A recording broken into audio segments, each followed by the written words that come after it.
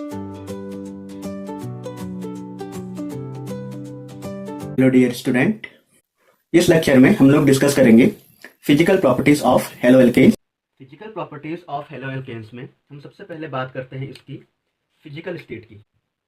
Physical state, physical state या भौतिक अवस्था। ठीक है, अब फिजिकल स्टेट में आपके क्या क्या पॉइंट आ जाते हैं। देखो, गैस हो, ठीक है, लिक्विड हो या सॉलिड हो। मॉलिक्यूलर मास, सबसे ज़्यादा मास किसका होगा? सॉलिड का, ठीक है, फिर लिक्विड का, और सबसे कम किसका होता है? गैस का। ये आपका मॉलिक्यूलर मास का ऑर्डर है। ठीक है, अगर आप लोअर हेलो एल्केन्स की बात करें, lower haloalkanes R X लिख लेते हैं हम लोग इसको, ये आपके क्या होंगे? गैसियस स्टेट में होंगे। ठीक है, और आपके जो हायर हेलो एल्केन्स है, हायर हेलो एल्केन्स में क्या होंगे? आपके लिक्विड और सॉलिड। लोअर हेलो एल्केन्स किसे कह रहे हैं हम लोग? जैसे आपको हो गया मिथाइल क्लोराइड, इथाइल क्लोराइड, ठीक है, और कोई भी अदर हैलाइड। इसमें देखिए, अगर आपके कार्बन एटम जनरली 1 एंड 2 अगर आपके होंगे तो ये आपका क्या होगा? Lower haloalkanes. और ये किस नेचर में होंगे? ये गैसेस फॉर्म में होंगे। आपके किस फॉर्म में होंगे? गैस फॉर्म में। ठीक है, गैस फॉर्म में एग्जिस्ट करेंगे। 18 तक आपके सारे के सारे लिक्विड है। एबव C18 जितने भी आपके हेलो एल्केन्स हैं वो क्या है? आपके सॉलिड फॉर्म में। फिजिकल स्टेट में हम बताते हैं कि कंपाउंड है वो किस फॉर्म में एग्जिस्ट कर रहा है। Either it is gaseous form, liquid form and solid form. हम जानते हैं कि मॉलिक्यूलर मास सबसे ज़्यादा किसका होता है? सॉलिड का, फिर लिक्विड का, फिर गैस का। इट मीन्स अगर आपके लोअर हेलो एल्केन्स होंगे तो वो किस फॉर्म में एग्जिस्ट करेंगे? गैसियस फॉर्म में। जिसका मॉलिक्यूलर मास कम हो, गैसियस फॉर्म में एग्जिस्ट करेंगे। ठीक है, और उससे ज़्यादा मॉलिक्यूलर मास जिसका होगा वो लिक्विड फॉर्म में एग्जिस्ट करेंगे। एंड सबसे ज़्यादा मॉलिक्यूलर मास अगर किसी का होगा तो वह सॉलिड फॉर्म में एग्जिस्ट करेंगे। कार्बन 1 कार्बन 2 के जो कंपाउंड है मेन, जैसे मिथाइल क्लोराइड, इथाइल क्लोराइड, वो गैसेस फॉर्म में एग्जिस्ट करते हैं। ठीक है, अगर उसके बाद उसके ऊपर तक C18 तक अगर हम माने तो वो हमारे लिक्विड फॉर्म में एग्जिस्ट करते हैं। मीन्स अगर किसी भी हेलाइड्स में कार्बन एटम का नंबर C18 तक है तो वो लिक्विड फॉर्म में एग्जिस्ट करेंगे। ठीक है, और अबव C18 अगर किसी भी एल्किल हेलाइड में है तो वो सॉलिड फॉर्म में एग्जिस्ट करेंगे। एल्किल हेलाइड्स है, उनके कलर की बात कर लेते हैं। किस कलर के हैं? देखिए, जितने भी आपके हेलो एल्केन्स हैं, और बेसिकली ऑल हेलो एल्केन्स, ठीक है, ऑल हेलो एल्केन्स आपके क्या है? कलरलेस है। लेकिन आपके ब्रोमीन एंड आयोडीन है, ये क्या है? आपके कलर शो करते हैं। ये आपके कलर शो क्यों करेंगे?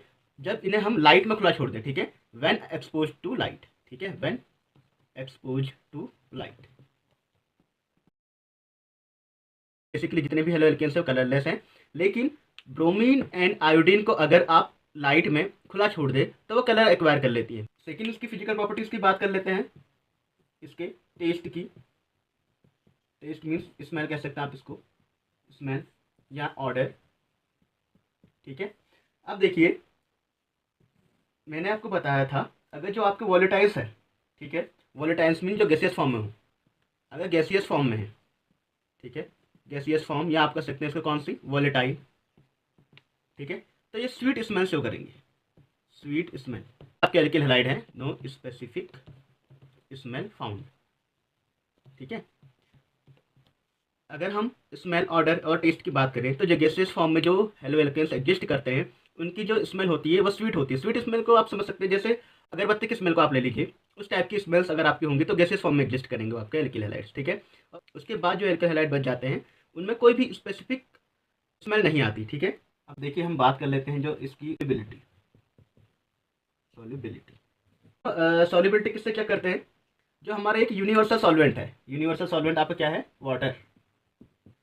वाटर को हम क्या कहते हैं? Universal solvent. क्यों कहते हैं यूनिवर्सल सॉल्वेंट? क्योंकि इसका जो डाई इलेक्ट्रिक कॉन्स्टेंट होता है वो सबसे ज़्यादा होता है। अगर हम एल्किल हैलाइड का कोई एग्जाम्पल ले लें, RX, आप देखिए, ये जो आपका हेलोजन का एटम है ये क्या है? More electronegative.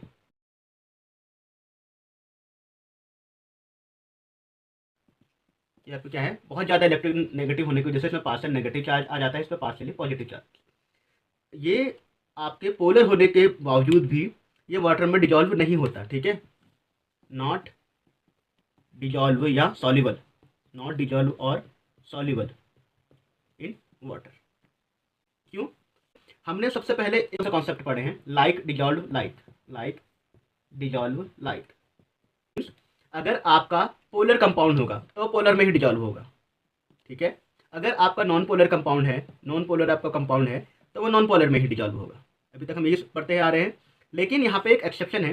ये जो आपका एल्किल हैलाइड्स है, ये आपका क्या है, पोलर नेचर का है। पोलर नेचर का होने के बावजूद भी आपका वाटर में डिजॉल्व नहीं हो पाता। ऐसा इसलिए है क्योंकि हाइड्रोजन बॉन्डिंग नहीं बना पाता, नॉट फॉर्म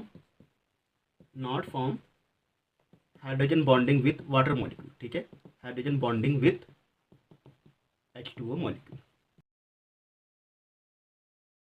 ये आपके मॉलिक्यूल के साथ हाइड्रोजन बॉन्डिंग नहीं बना पाता, जिस वजह से ये उसमें डिजॉल्व नहीं होता, ठीक है। हाइड्रोजन बॉन्डिंग मेन कॉन्सेप्ट है आपका किसी भी चीज़ के डिजॉल्व होने की। एल्किल हैलाइड का हम वाटर में डिजॉल्व करें, ठीक है, अगर हम इसे वाटर में डिजॉल्व करें तो इसने वाटर मॉलिक्यूल के साथ, जो आपका वाटर मॉलिक्यूल्स क्या होता है, HOH, इसमें भी देखिए इन दोनों के बीच में हाइड्रोजन बॉन्डिंग है। अगर इसे हम दूसरे वाटर मॉलिक्यूल से ऐड करें, ठीक है, HOH एंड सो ऑन, ऐसे जुड़ते रहेंगे, ठीक है। इनके बीच में देखो क्या है, हाइड्रोजन बॉन्डिंग है। अगर हम इसमें RX डालें, RX मीन्स एल्किल हैलाइड डालें, तो वह इसके साथ हाइड्रोजन बॉन्डिंग नहीं बना पाता, H2O मॉलिक्यूल के साथ हाइड्रोजन बॉन्डिंग नहीं बना पाता, ना ही वो इस बॉन्ड को ब्रेक कर पाता है।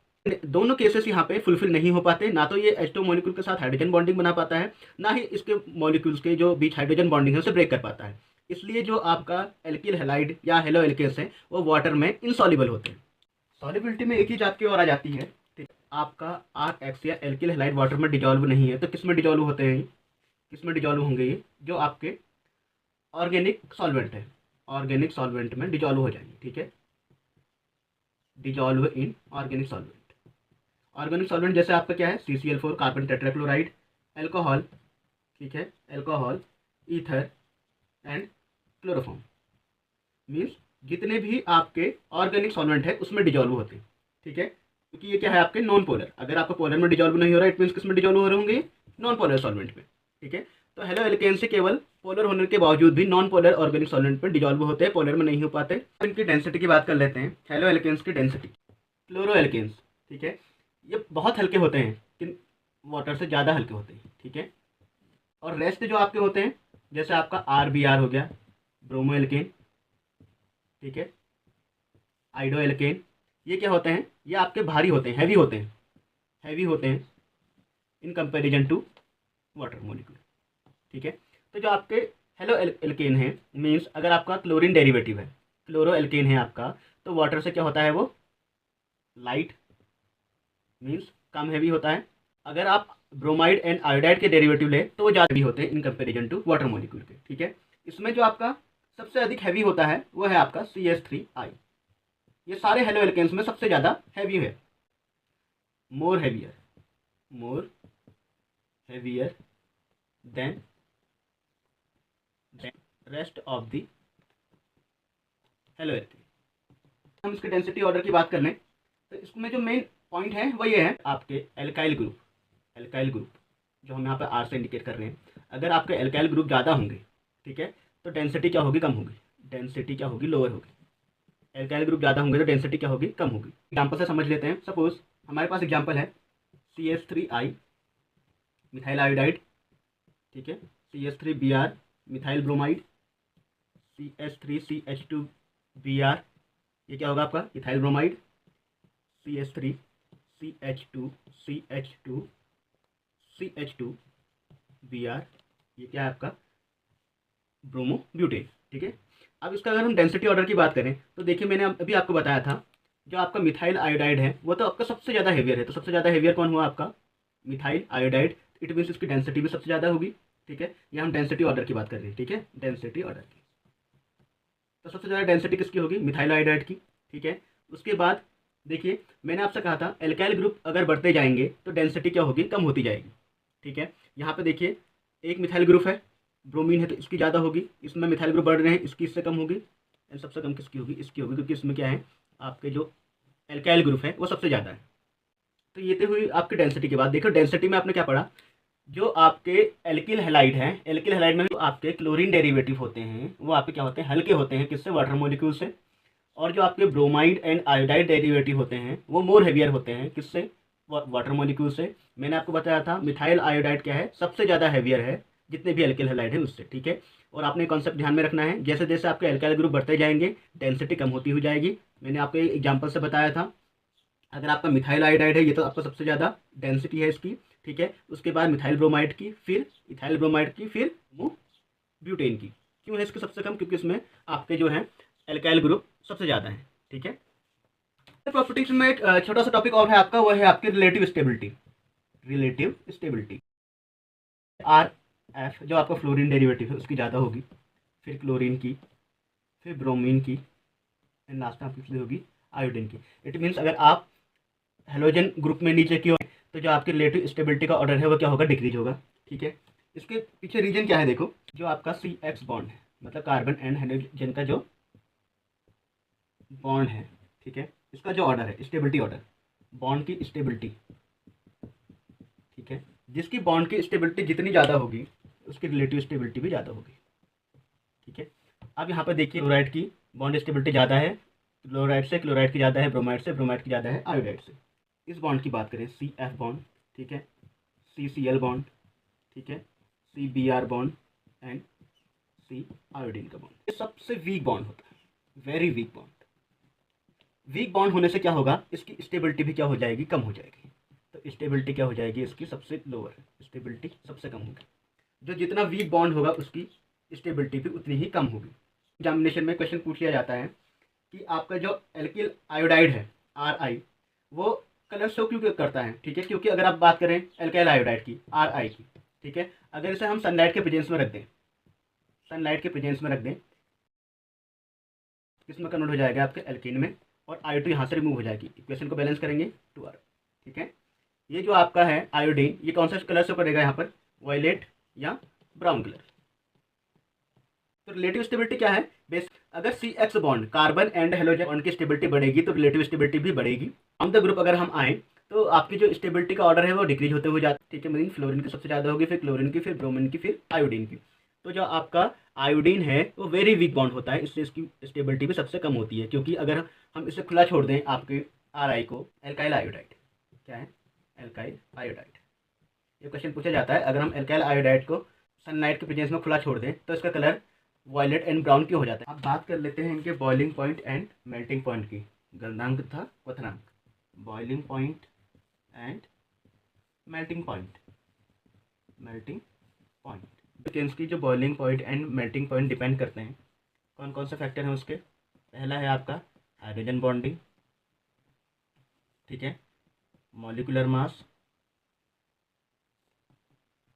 ठीक है, van der Waal interaction, van der Waals interaction and dipole dipole interaction, dipole dipole interaction. देखिए, किसी भी हेलो एल्केन्स में अगर हम boiling point and melting point को डिफाइन करें तो हमें क्या पता होना चाहिए? Hydrogen bonding, molecular mass, van der Waal interaction and dipole dipole interaction.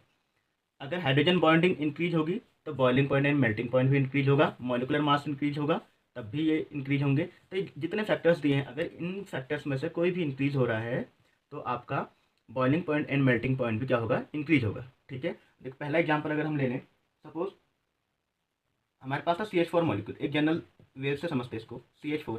अगर इसकी हमने Cl2 से जब रिएक्शंस कराई, ठीक है, तो पहले क्या फॉर्म हुआ हमारा? CH3Cl, इसमें से क्या रिमूव हो गया? आपका HCl। अब यहाँ पे ध्यान दीजिए, CH4 ये क्या है? CH3Cl का क्या है? पेरेंट हाइड्रोकार्बन, ठीक है। ये क्या है आपका? Parent hydrocarbon. किसका पेरेंट हाइड्रोकार्बन है? आपका एल्किल हैलाइड्स का। अगर हम मॉलिक्यूलर मास की बात करें तो CH4 का मॉलिक्यूलर मास कम होगा किससे? CH3Cl से।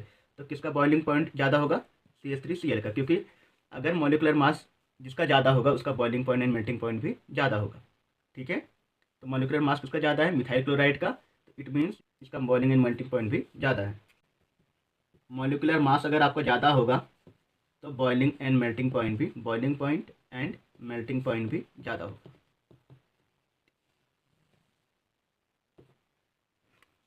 अगर जनरली हम एल्किल हैलाइड्स की बात करें, RH में अगर हम ऑर्डर देखें आपके boiling point and melting point का, तो क्या होता है? देखो, सबसे ज़्यादा किसका होगा? पहले हम ऑर्डर लिख लेते हैं, RF, RCl, RBr and R। अब यहाँ पे देखिए, इन सब में अगर आप डाउन द ग्रुप आए, ठीक है। तो सबसे लास्ट में आपका आता है आयोडीन, इसमें इट मीन इसका मॉलिक्यूलर मास ज़्यादा है तो इसका बॉइलिंग एंड मेल्टिंग पॉइंट भी क्या होगा, ज़्यादा होगा। तो ऑर्डर किस फॉर्म में आ जाएगा, इस फॉर्म में। ठीक है, ये आपका किसका ऑर्डर है, boiling point and melting point का। ठीक है, मीन्स जिसका मॉलिक्यूलर मास जितना ज़्यादा होगा उसका बॉइलिंग एंड मेल्टिंग पॉइंट भी क्या होगा, ज़्यादा होगा। पहला पॉइंट तो आपका यही है। सेकेंड पॉइंट है आपका CH3F, ठीक है, CH3Cl, CH3Br एंड CH3I। अब यहाँ पे देखिए CH3 सब में कॉमन है। ठीक है, ओनली क्या है आपका हैलाइड जो एटम है, fluorine, chlorine, bromine and iodine, इसी के मास पे हमने देखना। सबसे ज़्यादा मास आपका क्या है, CH3I का, इट मीन इसका बॉइलिंग एंड मेल्टिंग पॉइंट ज़्यादा होगा। फिर किसका होगा, Br का, फिर Cl का, सबसे लास्ट में आपका फ्लोरीन का। ठीक है, एक केस और ले लेते हैं हम इसका। सपोज हमारे पास है CH3Cl, CH3CH2Cl, ठीक है, CH3CH2CH2Cl एंड CH3CH2CH2CH2Cl। अब यहाँ पे ध्यान दीजिए, इस क्वेश्चन में क्या होगा। आप यहाँ पे देखिए क्लोरीन एटम तो सब में सेम ही है आपका, इसमें भी क्लोरीन एटम है, इसमें भी क्लोरीन एटम है, इसमें भी है, इस वाले में भी। ठीक है, केवल किस पे चेंज आ रहा है आपका, एल्काइल ग्रुप पे। यहाँ पे एक ही मिथाइल ग्रुप है, बाकी सब में आपके एल्काइल ग्रुप क्या है, बढ़ते जा रहे हैं। तो देखिए यहाँ पे केवल एक ही मिथाइल ग्रुप है तो इसका मॉलिक्यूलर मास कम होगा, इसमें 2 है तो इसका ज़्यादा होगा, इसमें 3 है तो इसका और ज़्यादा होगा, और इसमें 4 है तो इसका सबसे ज़्यादा होगा। ठीक है, तो जिसका मॉलिक्यूलर मास ज़्यादा होगा उसका बॉइलिंग एंड मेल्टिंग पॉइंट भी क्या होगा, ज़्यादा होगा। तो सबसे ज़्यादा क्या किसका होगा, इसका, this one and this one. इसी के रिस्पेक्ट में केस और देखिए आप हेलो एल्केन्स का, नॉर्मल हेलो एल्केन्स। ठीक है, एक क्या आते हैं आपके ब्रांच्ड हेलो एल्केन, आपने आइसोमेरिज्म में पढ़ा था, ब्रांच्ड हेलो एल्केन्स। जो आपके नॉर्मल हेलो एल्केन्स हैं उनका जो बॉइलिंग एंड मेल्टिंग पॉइंट होता है वो ज़्यादा होता है in comparison to branched haloalkanes से। ठीक है, कैसे मैं आपको बताता हूँ। यहाँ पे देखो हमारे पास सपोज है 1 bromobutane, CH3 CH2 CH2 CH2 Br, ठीक है, एंड एक कैसे हमारे पास CH3 CH CH3 CH2 Br and एक कैसे और ले लेते हैं CH3 CBr CH3 and CH3। अब यहाँ पे ध्यान दीजिए, इनमें क्या है, देखो ये आपका क्या है, नॉर्मल।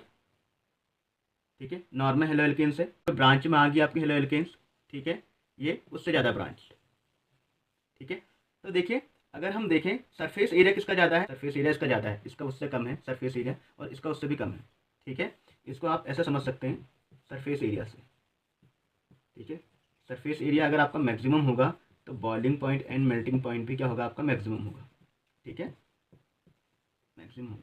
अब यहाँ पे देखिए इसका सरफेस एरिया ज़्यादा है ना, इसका सरफेस एरिया कम है। सरफेस एरिया आप ऐसे मत देखिए, आप यहाँ पे देखिए सरफेस एरिया मीन्स इस प्लेन ना, इसका सरफेस एरिया ज़्यादा है, इसका सरफेस एरिया उससे कम है, और इसका सरफेस एरिया उससे भी कम है। ठीक है, तो सबसे ज़्यादा आपका बॉइलिंग पॉइंट किसका होगा, इसका, फिर इसका एंड लास्ट में। इस कॉन्सेप्ट को आप एक बार और समझ लीजिए। अगर हेलो एल्केन्स नॉर्मल फॉर्म में है तो उसका सरफेस एरिया भी ज़्यादा होगा, वान डेर वाल इंट्रैक्शन भी ज़्यादा होगा, तो बॉइलिंग पॉइंट भी ज़्यादा होगा। आने वाले लेक्चर में हम लोग डिस्कस करेंगे chemical properties of halo alkanes.